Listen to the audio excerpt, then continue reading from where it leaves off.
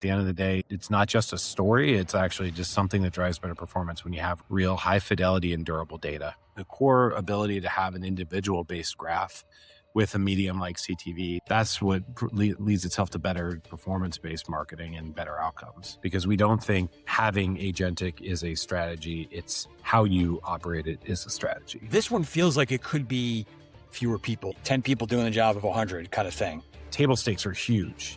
The quality of content has to be really good and accurate, written with good context. We've evolved the thinking of what used to be more of a tech writer type functionality. It's really an AI librarian type function, becoming really critical. Let's just call it open, addressable, biddable inventory. The amount of live sports we've seen double on the platform over the last 9 months alone. The amount of addressable, biddable, premium CTV inventory, audio inventory has gone up so much. You talk about an enterprise marketer's needs and the table stakes there, you have no margin for error.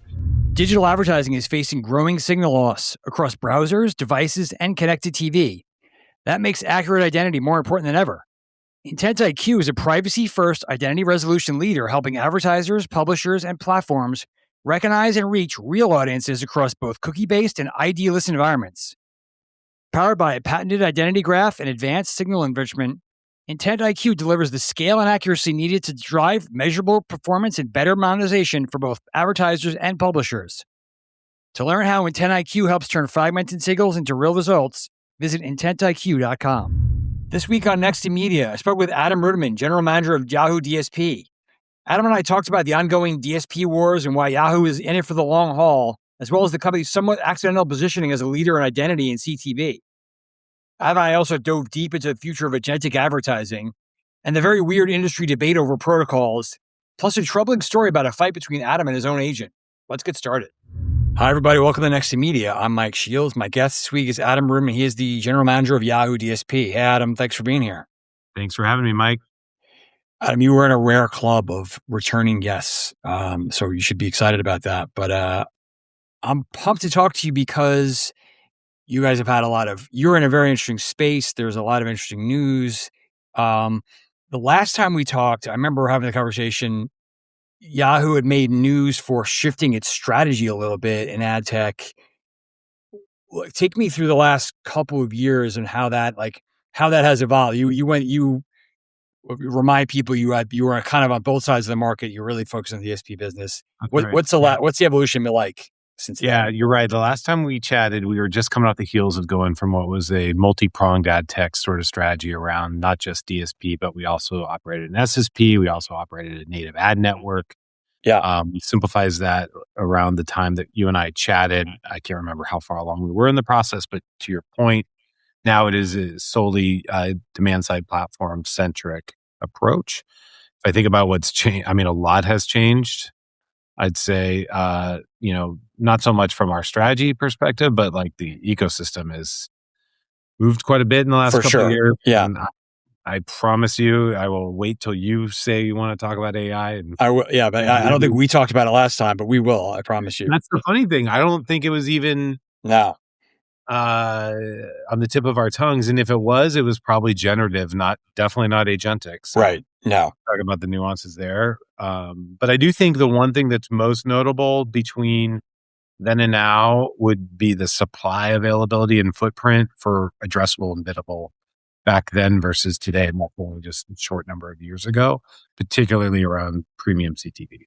Okay. I definitely want to get into that. I have a macro question that maybe this is like, I don't know if you can answer this or this would be like for your bosses, but I think it's interesting to people from the outside maybe that are not that close to it, that Yahoo is even, you could have argued why stick with ad tech at all? Like, yeah, it's a DSP wars are really competitive. You see what's happening to the Trade Desk, going back and forth with Amazon. You got this monster consumer business. Like, why do this?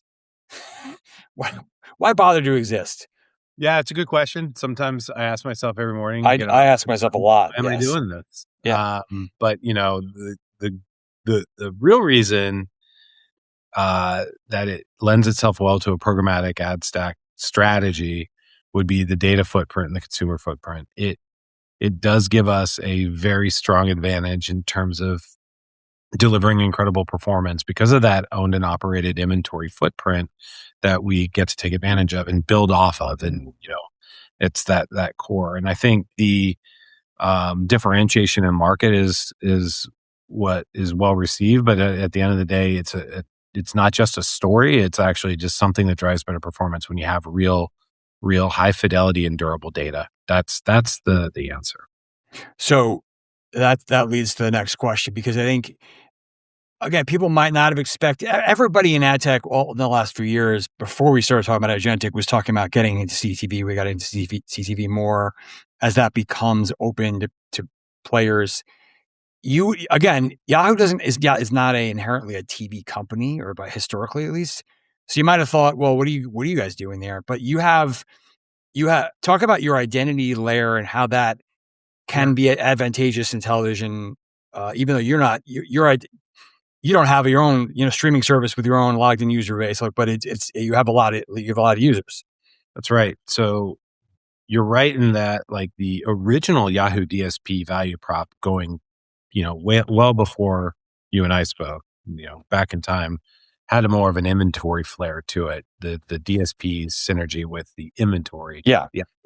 Right now. But correlating back to what I just said around the data footprint, when we built that identity graph and started building it, CTV was nascent at best. Right. It was obviously what a lot of the folks in our industry were doing, which was planning ahead for a world without cookies. And so we looked at the data footprint that we had, and we invested in, this people-based graph with actual identity resolution to it at a time when we thought it was going to be used predominantly there. And really what it's turned into is this juggernaut for CTV buying, where you do need to use, an email to log in. And that email-based identity graph has turned into something that we see activated on over 90% of the CTV we buy. So when you have that, deterministic ability to do so, your accuracy goes through the roof.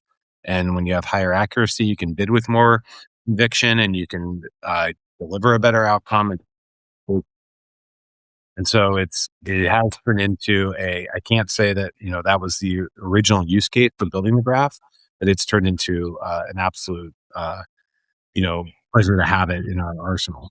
Well, talk about that, because I think it's like you spoke about there. A lot of companies made preparations for this, cookie Armageddon. Yeah, and CTV with cookies was never a cookie based medium, but it doesn't have a universal identifier. I could argue that there is no universal identifier, and maybe some would say, well, do we need that in television or not? Or is it going to work like that? But you're finding a huge amount of interest in using your data. So that's, I guess, what is the state of identity-based targeting in CTV, and where is it going? Well, it's obviously there's the ability and the desire to use household graph targeting as well. That's yeah. Obviously, and there's some debate about whether we go one way or the other, I guess. You can go that's a tactic for certain folks. Again, do you think we would have come up with household-based targeting 30, 50 years ago if we had the ability to do individual? Probably not. You know what I mean? And so now that we have the option there may be circumstances where you want household, and we support both, but the core ability to have an individual-based graph with a medium like CTV, that's what leads itself to better performance-based marketing and better outcomes. That's interesting, because I think some would say, well, no, TV. The reason TV is we should go the household direction because it's a communal thing. It's never going to be one-to-one. But the way that younger people watch TV, or really all of us, sometimes you watch TV on the couch with your family, and sometimes you're doing your own thing. But it becomes more and more rare. Yeah, so it's not like one way. We should just be, by nature, household is the way to go. Yeah, for me, every marketer has their own preference to how they want to operate, but for the ability to have the individual and have it be accurate, especially when, to your point, the family is probably the original use case, and if the family is streaming on different devices, right, in the same house, and you want to be able to I mean, I know my family. You definitely don't want to target me with the stuff that you intended for my teenage son. That's probably not Right. my consumer differentiation. So I would say that that is a new development that is well supported by having individual based identity graphs with people resolution. All right. Now it's still relatively early in trying to turn to I guess you could argue, should TV be a performance vehicle? Most would say, I think so, but in a different way. Um, but how much of what you're doing is what, like you said, targeting either very specific audiences with messages, or really trying to do some of the performance things that we hope CTV can do? Well, I think those two go hand in hand. I mean, targeting individuals lead to good performance. I do think this medium allows you to go full funnel, and so you don't have to pick one. Yeah. It's And there's still lots of categories that just want to reach a lot of people and don't want to go crazy at Oreos or whatever. Yep. And I still too, we don't do this stuff in a vacuum either. I think the power of the platforms today, ours and others, is being omni-channel and not just isolating CTV by itself and being able to have a full funnel that plays nicely with all the other mediums. There's obviously great growth in audio as well. So, and that's a very similar medium with the authentication opportunities. So, I don't think it has to be one versus the other. I do think there's a weird interest around asking whether something's performance or not. Everything can be performance. Right. And maybe it makes for good panels. Maybe you just did a panel on this week and it's not on mine, but there were a few of these topics. This was a topic at Marketecture Live for sure a couple times. Okay. Performance TV. Yeah. Can't get off my mind. Everyone at the end of the day is looking at some level of performance and how granular they want to get.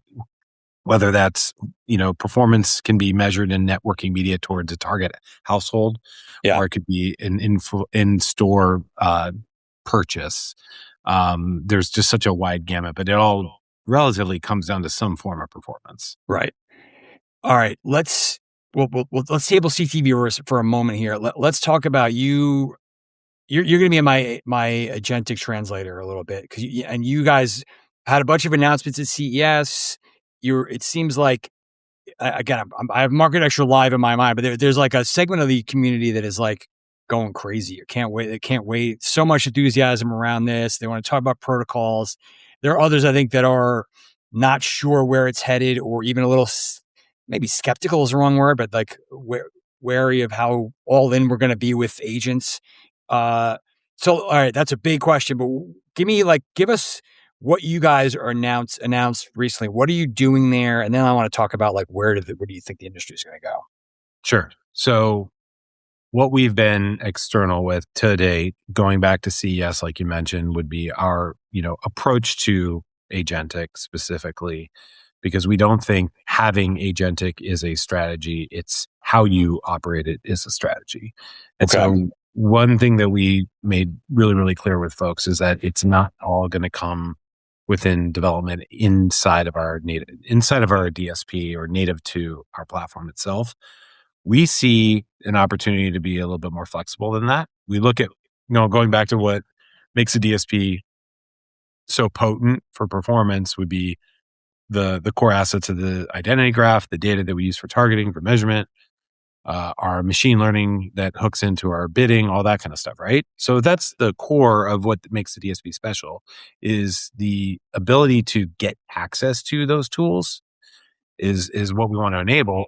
And if we can do a better job of that through agentic, then we need to make sure that we're being flexible to the buyer. So what we announced is yours, mine, and our strategy around agentic, meaning if you're a customer and you want to use our platform and you want to create your own agents for simplifying your workflows with a DSP and other tools, you can develop those agents on your domain and then access through our MCPs. Okay. And maybe never even see our UI if that's the way you want to transact with us. If you don't have those resources and you're working with the many, many innovative companies in the space that are popping up, that we have the ability for those third-party agents to port into our MCPs as well and work with our agents and go agent to agent, just as flexible. And then lastly, obviously the hours concept. Of course, we're going to have agents built into our DSP. We've got a handful of them live already. And if you want to log in and use the agentic workflow within our DSP. So it's that flexibility of being able to either develop on your own, develop with a partner, or just leverage a new version of our DSP that we want to make very, very clear to the market that we're not picking one way to use agents. So it sounds like what you're describing is, at least in the short term, you probably know that some of the big holdcos are going to build their own tools. So you want to be ready for that. There are going to be some big time third parties that emerge that are offering these kind of things. You want to be able to work with them. But then there's small agencies, smaller brands that are not going to have this stuff, and you want to have stuff for them to do that. You nailed it. That's okay. Do you think is there an analogy, like, again, we're in the early stages of this. Is it going to evolve like the DSP world, where there was a time when agencies bought their own DSPs and there were a million of them, and eventually it settled into, it's mostly a third party thing that is like, are agents going to be easy to maintain that so many companies are going to ultimately use their own, or is it likely to consolidate?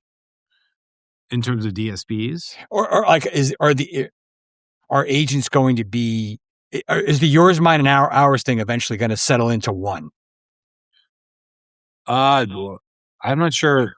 I think if I understand the question, you want to know if folks are going to pick one agent, like, yeah, or I guess, or one way of working.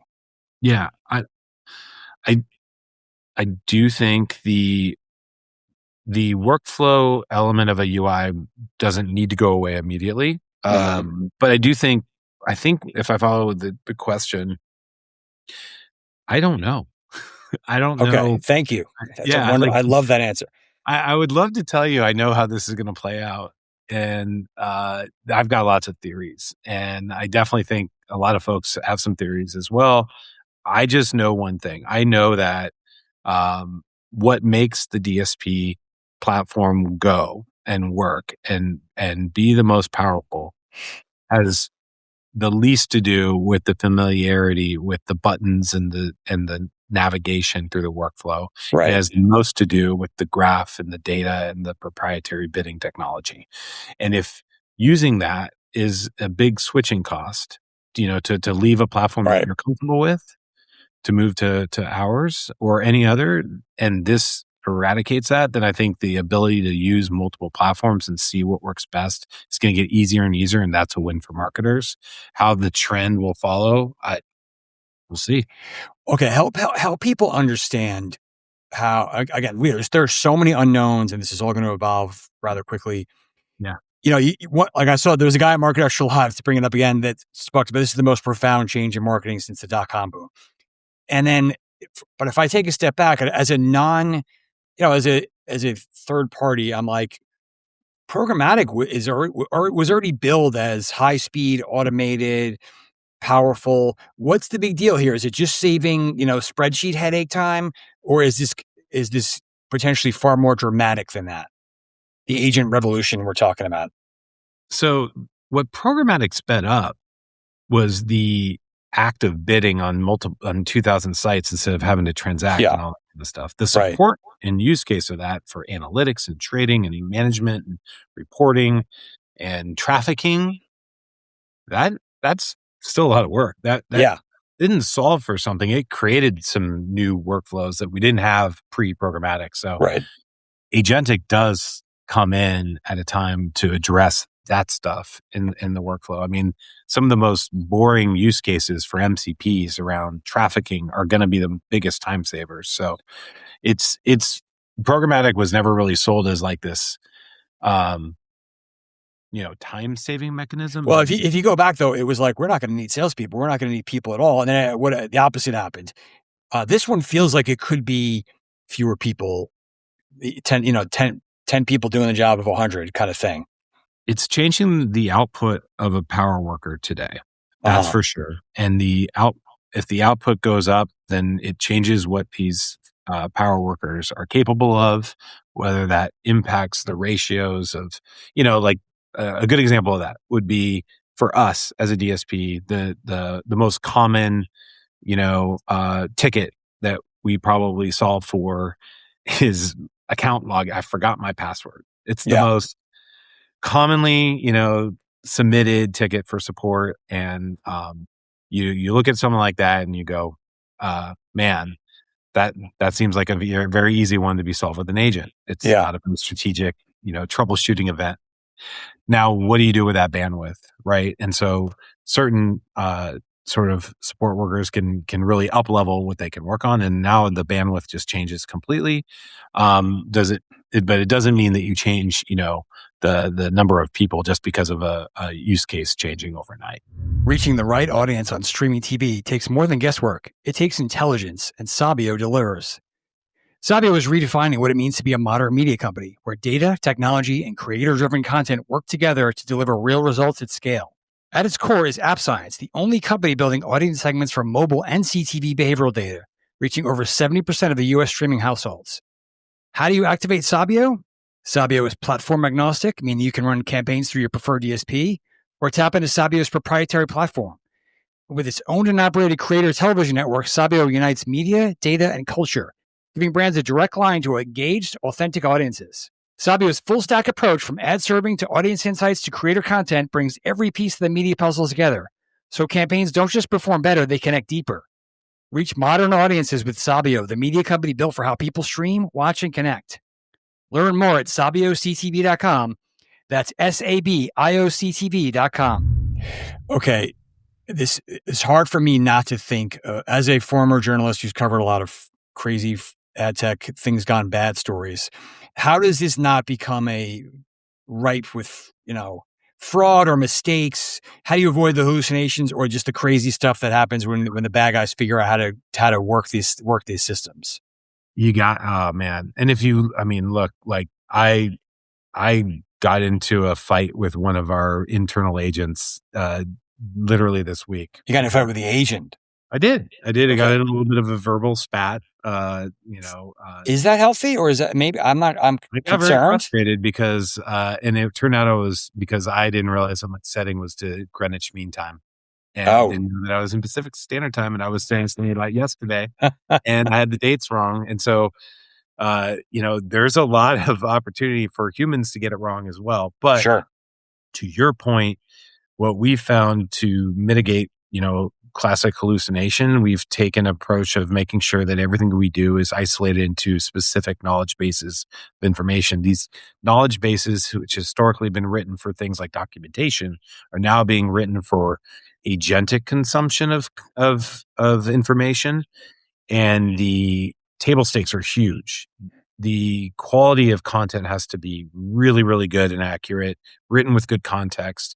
We've evolved the thinking of what used to be more of a tech writer type functionality. It's really like an AI librarian type function, becoming really critical. So it's who's doing the work. It's how you structure it in these individual knowledge bases. And then what we build on top of these knowledge bases. So you can have a knowledge base on frequency capping, a knowledge base on trafficking, knowledge base on all the different aspects of the demand side platform. But then you need a graph. And not the identity graph stuff that we've been talking about, but you need to graph all those different knowledge bases together so that when a orchestrator type prompt comes in, it knows how to ping different knowledge bases. And I might be losing half of your audience right now with a boring level of detail. I am following along perfectly. I am obsessed with it because it's all to answer your question, you have to be really good at documentation and you have to be good at structuring your data and your information and your content so that things don't trip up. Because to your point, it's one thing to come up with an agent that's autonomously managing, $500 a quarter of, self-serve marketplace type activity. When you talk about an enterprise marketer's needs and the table stakes there, you have no margin for error. So you have to be very, very careful, make sure that there's human interventions, SSO authentication, all that kind of stuff so that nothing comes off the guardrails. All right. What about this? Is probably a very naive question, but you were talking about this excitement around agentic advertising and buying at a time when everyone is sort of like, well, the web is shrinking and it's not going to matter anymore. So that opportunity seems smaller. And then it's not clear to me whether the CTV opportunity is going to welcome agents because they are so, the TV guys like to control things and they're still doing a lot of direct deals. And maybe I'm wrong, but like, is there going to be enough of an opportunity for this to really amass what we hope it does? Yeah, I'm seeing, our inventory footprint of what we consider the open web is going up, not down. Yeah, there are pockets of, web inventory that maybe are not trending up, but there is so much new addressable inventory in audio and CTV that I'm not. Okay. So we're that's partially broadening what we call what we think of as the open web, I guess, right? Yeah, I do think maybe I'm happy to come up with a better term because you're right. Open web sounds like websites. Yeah. But, let's just call it open, addressable, biddable inventory. The amount of live sports we've seen double on the platform over the last 9 months alone. The amount of addressable, biddable, premium CTV inventory, audio inventory has gone up so much so that liquidity of inventory that's not a problem. Not concerned. It's not keeping me up at night. And so the big TV players, like, because they're all talking about we could buy the Olympics this way. There's so many more ways to get into television, but then you hear from buyers, well, mostly it's private marketplaces and direct deals. Those two things can both be true, I guess. Yeah, that's right. Yeah, okay. It's that simple. They can both be true. Yeah, a lot of stuff. You mentioned the Olympics. That was a very programmatically available, okay. Event. I mean, you don't even have to go that far back. You can go to the WBC. It's going on right now. We're seeing that come into the programmatic marketplace. That's just, in the last 5 days. Right. And whether or not you need a PMP or it can be open market biddable, both are supported. So for me, they're both considered opportunities. All right, let's really lose the audience here with this one. Why might I have a very rudimentary understanding of, there is a debate going on about what language we use or protocol we use to build this future. And like the IAB is saying, don't mess with what we've got because it's crazy to try and rebuild all this. And then there are other parties that want to almost start over. Do I have that right? And why does this matter? And what do you think is going to happen? It does seem like that's what the narrative has turned into, but I don't think it needs to be that narrative. I know for us, for our DSP, we have stuff that's live today using model context protocol. Okay. It's available and it works and it's operation. It's GA'd. We also, as a company, are leaned into AdCP. We're a founding member of AdCP. Okay. There might be more opportunity candidly in the near term for us as a publisher on that one for selling direct deals. But I'm still leaned into that one as well. And I'm not picking any sort of like protocol per se. Yeah. But you guys are kind of in the industry as much as you're a player. Yeah. I don't, it does seem there's a lot of coverage for, protocol versus protocol, but like, that's not something that we're debating. We've got the capability to interact with multiple, and we're developing where things can be shipped and okay. But today, I do have to say, like, what we have put out in market that's live today is predominantly on MCP. Okay. As I would have predicted. I would not have predicted. I have no idea. Have you patched things up with your agent, by the way, that you're fighting with? I'm concerned about this a little bit. They're so patronizing because, usually, AI is known for being, overly complimentary. I got to tell you, I got to let them have it every once in a while, or she. I'm not sure. They do a really good job, and mine is turned on to show its inner thinking, which is kind of dangerous. So, oh wow, call it out and say, "Hey, you did something wrong." It shows me, okay, I did something wrong, which is really bad. It shows all that sort of dialogue, which is on the inside, which is both cringy and helpful for me to better wrap my head around how to interact with it. It's a process. We're getting to know each other. All right, good. Well, yeah, there's always this feels like an Agent therapist might be in the offing. I know for a lot of us. She may be listening right now and be mindful of what I say. Okay, let me ask you another, just like macro question, because there is, I'll go to one event and someone will say, "We're not moving fast enough as an industry. There's so much urgency. Look at what happened with Square or Block when they have fired half the company because businesses are going to be run by agents." And then others are like, "Get real. It's so hard to change processes at these giants. The agencies are going to have to, you have to burn it all down to really get everything to a place where we want to go."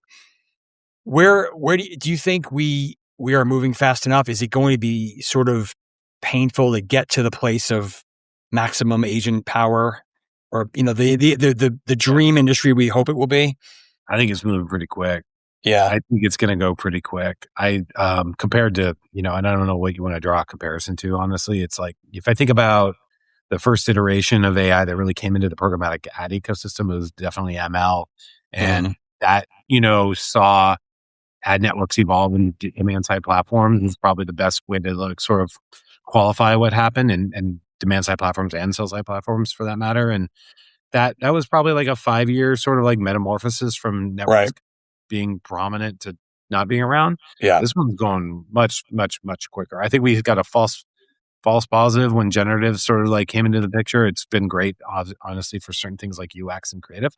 But this, we went from like learning what an MCP was to standing one up within, I think, 6 months. It was really quick. You're right. People thought maybe generative would replace all the creative agencies in 2 days, and that's not happening necessarily. But this stuff is getting traction quick. This is different. This feels different. And I can tell you that, like, behind the scenes, what every company is dealing with, this is not unique to Yahoo, but I know it's happening everywhere, is the ability for developers to use these tools and have a cycle that looks anything unlike the software development cycle that we've had for the past 20 years. That's fascinating. And that's just going to that's not limited to ad tech. That is just everywhere. And it is very, very cool. It's going to change the way we operate as product people and the way we operate as sellers and service people. So there's a lot cooking there, and the early traction that we see, I think it's going to be quicker than most people realize. I don't think anyone should complain about speed. What about, okay, last one for me is any advice? Let's assume that most agencies and brands are not just sitting around, not thinking about this stuff yet, but advice for the ones that have not maybe moved as quickly as they need to. What should they be doing? Oh, I'd say that the good news is, like, the minute that anyone decides that they want to lean into an agentic investment, they're going to realize that the trick and the barrier to entry with, say, standing up an agent or an MCP or a connection compared to like the legacy of working with APX or whatnot, it's the barrier is not that high. You're not 3 years behind and can't possibly catch up. No, these things are, to say someone could stand up an MCP that's like an overnight job. That's not the part. The part is structuring an organization to take advantage of this, understanding the capabilities, and understanding that they don't need to think about platform decisions in the way that they used to, because the ease of use and interoperability and everything goes up. Right. Whose job is it to do what, and how do we do that at work every day? That's the hard part. That's the transformation part. Yeah. I think that can just be a level of conviction challenge for people, not a like, I need to start investing. Yeah. Problem. And I think that's the fun part for a lot of us right now. And I would say, come on in if you haven't by now. I'm sure they will any minute now, because it's pretty it's pretty convincing once you start. Operating in it. All right. Well, I'll send people to you to get help. Adam, you're the awesome AI whisperer here. Thanks so much for your insights, and let's do this again sometime. Happy. Thanks for having me. Good to see you again, Mike. Thank you. Thanks again to my guest this week, Yahoo's Adam Roodman, and my partners at Sabio and IntentIQ. If you like this week's episode, please take a moment to rate and leave a review. We have lots more to bring you, so please hit that subscribe button. We'll see you next time for more on what's next in media. Thanks for listening.